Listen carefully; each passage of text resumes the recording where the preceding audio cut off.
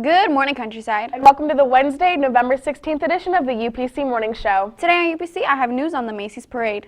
In entertainment, I have news on Fantastic Beasts. I'm Megan Jones. And I'm Jenna Basic. UPC starts right now.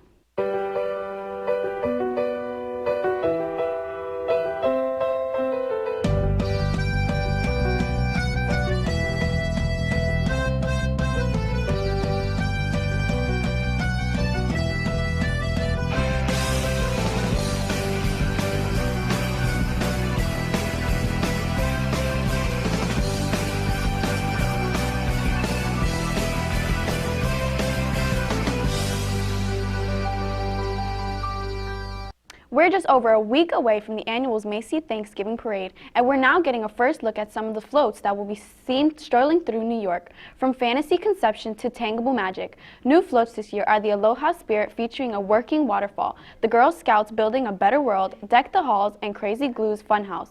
They're elaborate and no doubt expensive. Now that they've been created, getting 26 float into New York the day before the parade is not easy. In 90 years, the parade was only canceled for 3 years during World War II. It marched on after 9/11 and marched on 6 days after the JFK assassination.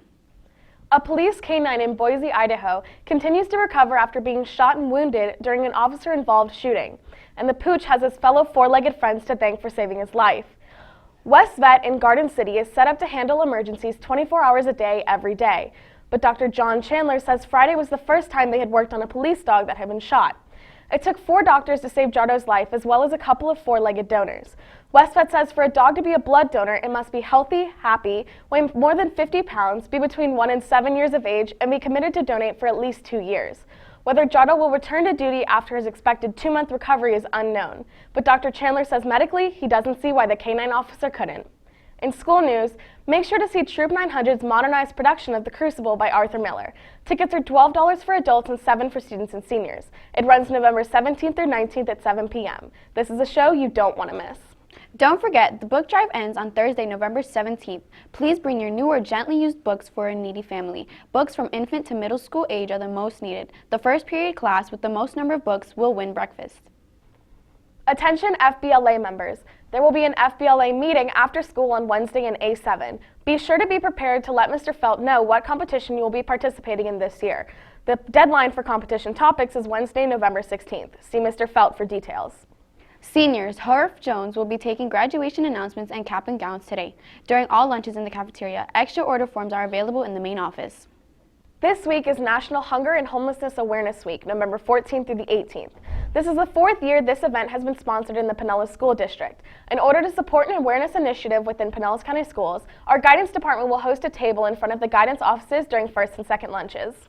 The Barnes & Noble's book fair is still accessible online at barnesandnobles.com until Friday. Just enter the book fair ID number 119777790 at checkout. 20% of the sales comes back to our library. Please see the media specialist if you have any questions.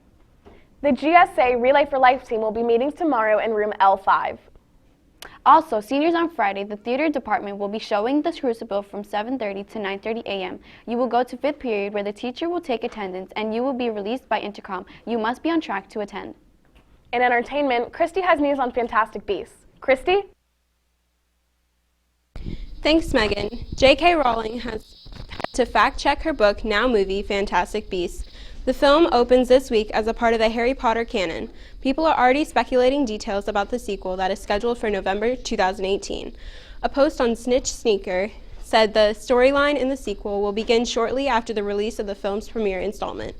That's not true, according to Rowling, who tweeted on Sunday, "This isn't correct. I'm afraid the sequel doesn't begin days after the first movie ends, although we do go to Paris." Fantastic Beasts and Where to Find Them hits theaters nationwide on November 18th. That's all I have for you in entertainment. Now back to the news desk.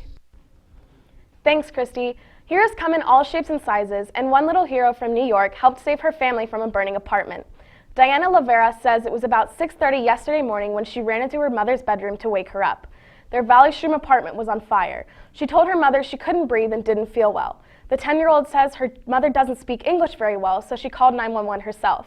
The 5th grader is shy and still a bit shaken up from yesterday's events. She says fire officials and her family told her how proud they are of her cool, calm, and quick-thinking demeanor. Diana's father says he was at work when the fire broke out. He raced home as soon as his wife called him. Fire officials are still investigating what caused the fire. The GSA meeting tomorrow is mandatory. That's all we have for you today on UPC. Thank you for watching and have an amazing day, Countryside.